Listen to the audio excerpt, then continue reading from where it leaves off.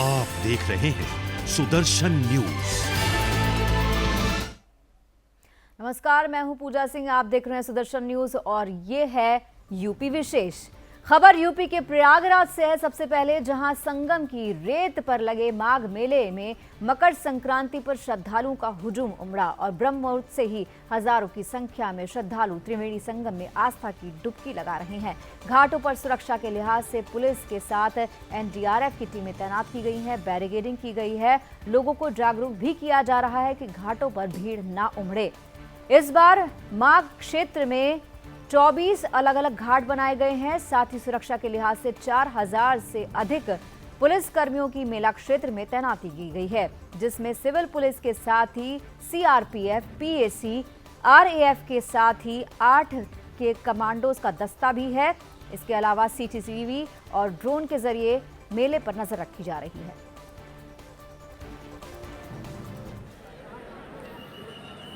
ये मकर संक्रांति का पर्व त्योहार है हिंदुओं का, इसलिए गंगा माता के लोग आते हैं, पूजन करते हैं, दर्शन करते हैं। और क्या क्या दान पुण्य भी किया जाता है? क्या क्या इसमें खिचड़ी वगैरह, आदमी पैसे रुपए अपने तिल है जिसके जो अटता है वो देता है दान में। आज मकर संक्रांति के पावन पर्व पे विश्व प्रसिद्ध प्रयागराज के इस संगम तट पे आए हुए सभी दर्शनार्थियों को, कल्पवासियों को और साधु संतों से मैं घूम घूम कर लोगों से आग्रह कर रहा हूँ, कोरोना जैसे महामारी से अगर बचना है तो मास्क लगाना है। भले ही 2 गज की दूरी देर में करें, लेकिन मास्क अवश्य लगाएं, जिससे कि किसी भी प्रकार का कोई संक्रमण न फैलने पाए। अब खबर गाजीपुर से है, जहां आईजी ने आगामी विधानसभा चुनाव और अपराध नियंत्रण के संबंध में बैठक की और सभी सर्कल के सीओ के साथ LIU के अधिकारियों से संवाद किया। वहीं बैठक में संवेदनशील मतदान केंद्रों और अति संवेदनशील पोलिंग बूथों के बारे में जानकारी ली गई। इसके साथ ही असामाजिक तत्वों के विरुद्ध सख्त कार्रवाई के निर्देश दिए।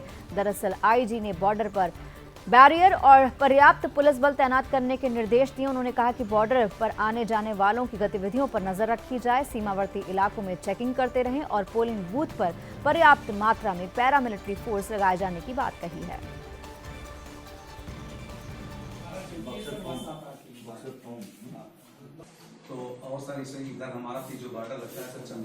चुनाव तो हर बार चुनौती रहती है, तो इस बार जो है काफ़ी अपराधियों के विरुद्ध बहुत पहले से अच्छा कार्रवाई हो चुकी है और काफ़ी उनका संपत्तियों का कुर्की की गई है और इस समय पुलिस का दबदबा ज़्यादा है और उनका जो है पुलिस का सक्रियता बहुत ज़्यादा है। तो विगत सालों के कंपैरिजन में हम देखेंगे अब इस समय जो है पुलिस का जो काफ़ी जो मजबूत दिखाई दे रहा है। तो इस वजह से जो मुझे लगता है पिछले सालों का कंपैरिजन में इस बार हमारा स्थिति काफ़ी अच्छी है। यूपी के उन्नाव से 84 किलो गांजा के साथ 8 तस्करों को पुलिस ने गिरफ्तार किया है। साथ ही 9 मोबाइल फोन और 10,000 रुपए बरामद किए हैं। इस मामले में एसपी दिनेश त्रिपाठी ने मामले का पर्दाफाश करते हुए बताया कि पुलिस ने आगामी चुनाव को देखते हुए अजगैन क्षेत्र के पास हाईवे पर संदिग्ध व्यक्तियों की वाहन चेकिंग की। तभी मुखबिर की सूचना के आधार पर लखनऊ से आ रही कार को रोका गया। तलाशी के दौरान बोरियों में करीब 84 किलो गांजा मिला। तस्करों की तलाशी के दौरान 9 मोबाइल फोन बरामद किए गए। फिलहाल पुलिस ने सभी गांजा तस्करों के खिलाफ NDPS एक्ट के तहत मामला दर्ज किया है। थाना अजगैन, दही और स्वाट टीम के द्वारा संयुक्त प्रयास से आज एक गांजा तस्करों का एक गिरोह पकड़ा गया है, जिसमें से उनके कब्जे से लगभग 84 किलो गांजा बरामद हुआ है।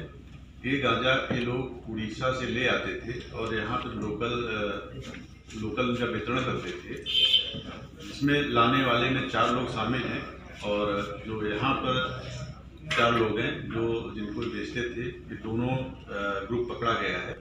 और अब खबर बुलंदशहर से है। विधानसभा चुनाव के नामांकन स्थल का जायजा लिया एसएसपी संतोष कुमार ने। क्षेत्र के विभिन्न स्थलों पर पुलिस ने फ्लैग मार्च भी निकाला। इस दौरान लोगों से भय मुक्त होकर मतदान करने की अपील की गई। साथ ही असामाजिक तत्वों द्वारा कोई भी आपराधिक गतिविधि होने की आशंका पर पुलिस को तुरंत सूचित करने की बात कही। इस दौरान उन्होंने लोगों से कहा कि लोकतंत्र के इस महापर्व में सभी को मतदान करना है और अगर कोई डराता है तो पुलिस को तत्काल सूचित किया जाए। अफवाह फैलाने वाले और आपराधिक गतिविधि करने वाले पर सख्त कार्रवाई की जाएगी।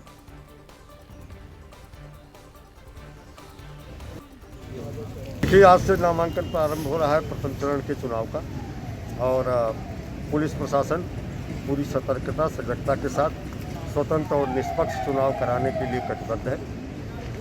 चुनाव आयोग के निर्देशों का 100% अनुपालन सुनिश्चित हो, आचार संहिता का कतबक उल्लंघन न हो।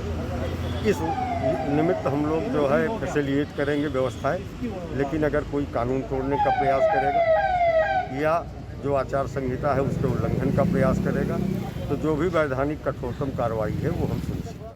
और अब खबर यूपी के चंदौली से है, जहां कोरोना का खतरा दिनों दिन बढ़ता जा रहा है और अस्पतालों में सफाई व्यवस्था ठीक नहीं है। इस मामले में मंडलायुक्त दीपक अग्रवाल ने जिला अस्पताल का निरीक्षण किया। इस दौरान अस्पताल में अव्यवस्थित ढंग से स्ट्रेचर और बेड रखने पर नाराजगी जताई। उन्होंने स्वास्थ्य विभाग के अधिकारियों की क्लास लगाई, साथ ही अस्पताल में सफाई ढंग से करने के निर्देश दिए और चेताया कि लापरवाही पर सख्त कार्रवाई होगी। उन्होंने आइसोलेशन वार्ड और ऑक्सीजन प्लान का भी अवलोकन किया। उन्होंने अस्पताल परिसर में लगे 500 और 1000 LPM ऑक्सीजन प्लांट को देखा। उन्होंने निर्देश किए कि ऑक्सीजन प्लांट को हमेशा चालू रखा जाए। उन्होंने कहा कि बच्चों के व्यापक रूप से टीकाकरण के लिए जिले में 15-16 जनवरी को विशेष अभियान चलाया जाएगा। आज आदरणीय आयुक्त महोदय वाराणसी मंडल वाराणसी द्वारा चंदौली के MCH विंग और जिला अस्पताल, isolation ward, oxygen plants, blood bank, इन सभी स्थानों की चिकित्सालयों की का निरीक्षण किया गया है और गहनतापूर्वक इसकी समीक्षा की गई है। उत्तर प्रदेश में कांग्रेस पार्टी ने 125 विधानसभा प्रत्याशियों की पहली सूची जारी कर दी है। वहीं मुरादाबाद नगर विधानसभा से हाजी रिजवान कुरैशी को अपना प्रत्याशी बनाया। रिजवान को प्रत्याशी घोषित होते ही कांग्रेस समर्थक कार्यालय पर इकट्ठा हुए, एक दूसरे को मिठाई बांटी और आतिशबाजी की। इस दौरान कोविड के नियमों की धज्जियां उड़ाई गई और समर्थक ना तो मास्क पहने हुए थे, ना ही सोशल डिस्टेंसिंग का किसी ने पालन किया। इसके साथ ही आचार संहिता की भी धज्जियां उड़ाई गई हैं। गौरतलब है कि सड़क पर जाम की स्थिति बनी हुई थी और पुलिस ने आकर जाम खुलवाया।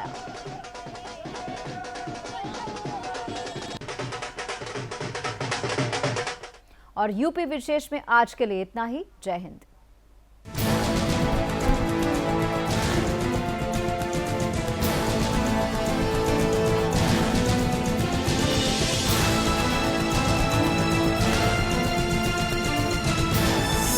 आप देख रहे हैं सुदर्शन न्यूज।